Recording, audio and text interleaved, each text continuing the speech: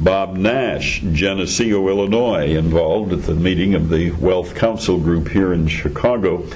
And talking about estate planning and wills, let me begin by asking you, what is the biggest downside to not having a will or a succession plan in place? Well, Orion, we all have succession plans. It's whether, is it our plan, or is it the plan that the state of Illinois or the state of Iowa or your state of residence has provided for you, and the Internal Revenue Service. Now, over 34 years of practicing, no clients ever asked me to prepare a plan like their state probate code has or the IRS has. So we all have plans, but we really need to put that plan together to meet our needs. What's the goals for us, for our family, for our agricultural friends, preserving key assets, primarily real estate or the farm equipment and so forth, so that if there is a next generation that wants the farm, it's there. They don't have to, as a lot of my clients say, we don't want the kids to have to buy the farm all over again. So, this is the decision that every family has to make. And we feel in our firm, one of our motivations or our goals is to motivate people to do what they need to do. We can have all the answers in our office, but if the people don't come in and avail themselves of our advice and the advice of other advisors, we're not accomplishing anything for our clients. You mentioned family a couple of times, and I raised a question that came in a seminar that I was involved in. A farmer who said, well, okay, we'll have this family gathering, but just my sons and daughters, not their spouses. How do you respond to that? Well, the ultimate decision is, I think, the nuclear family. But we all know that your son-in-law, your daughter-in-law have significant influence, and rightfully so, in my opinion, on the thoughts of your son or daughter. So we might start out with the immediate family, just the children, but it needs to be expanded, and particularly if we've got the non-farming and farming children. They all need to understand what's going on here, and if you've got your child that was raised on the farm but now is a teacher in the Chicago suburbs, and their spouse, though, they've only visited the farm, they've not been there through the seasons, they need to be educated so that they can understand the dynamics, they can understand the investment, the commitment that the farming child has made. Because most likely our plan is going to recognize the contributions of that child who's stayed on the farm for 20 to 40 years. So I would ultimately want the in-laws to be involved, but probably that's not going to be at the first meeting. Another objection that I hear from farmers is, well, it takes a lot of money to put that kind of an estate plan in place, but how do you respond to that? It takes a lot of money to be in farming, doesn't it? Yeah. It's good. I go down to Moline and look at the displays at Deere and Company, and they put the list price of those various machines on the descriptions. You bet. It's an investment.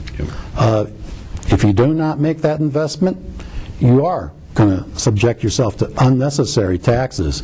We talk about, really, estate taxes being voluntary.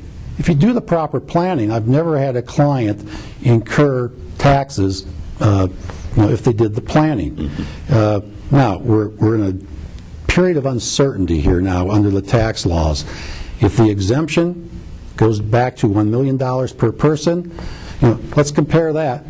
In 2009, a farm couple, through proper planning, proper ownership, through pretty basic planning, could shelter $9 million of assets between the $3.5 million per person estate tax exemption and approximately $1 million of value reduction through Section 2032A, special use valuation.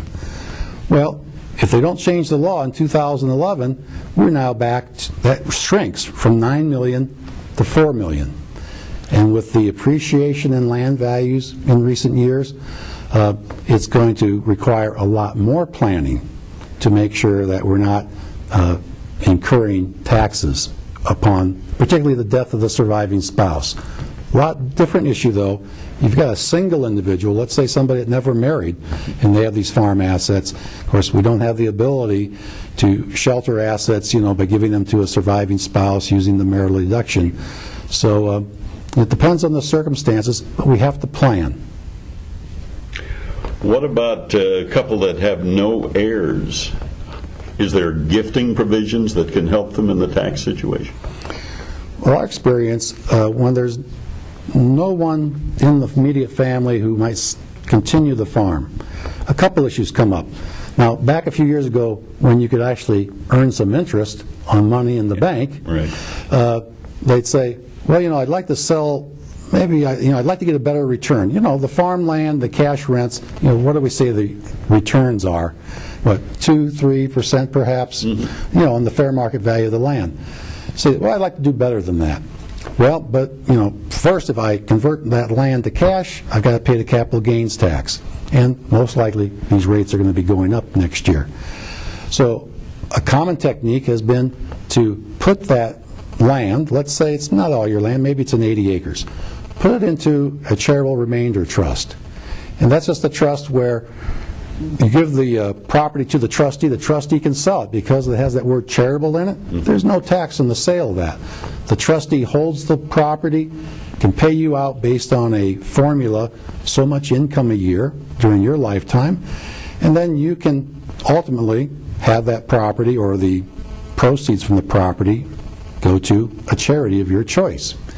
Lots of our land grant universities, we've worked with them and established those relationships, and it's very happy. They're very happy to receive that gift, but you are retaining benefits, for the rest of your life. So that's just one technique we could use.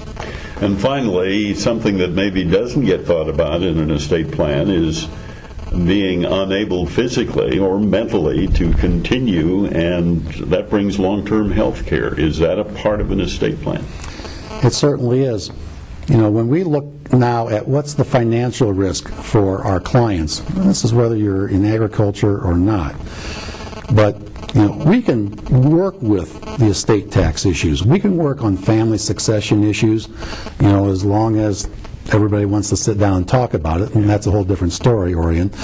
But statistically, 50% of us, if we get to be 65 or older, are going to need some sort of custodial care during our lifetime.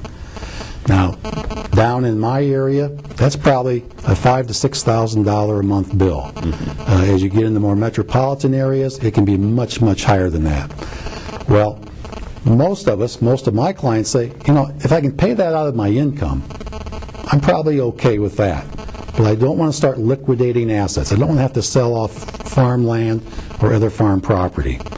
So we need to do some planning here. Now, first thing I always tell people is, have you ever discussed long-term care insurance?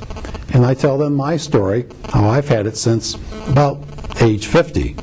I also told them how I had to wait a year, because at age 50, I ended up having prostate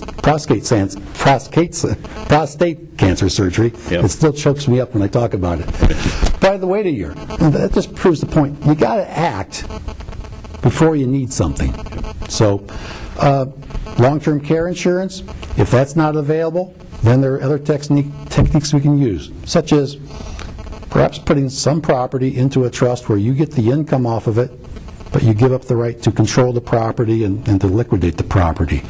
And subject to some rules like, a 5-year look back and so forth, that could make that property exempt from having to be used for your care expenses.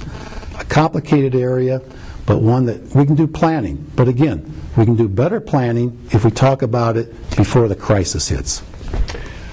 Thank you for covering some of the topics that we may not think about. A visit with Bob Nash from Geneseo, Illinois.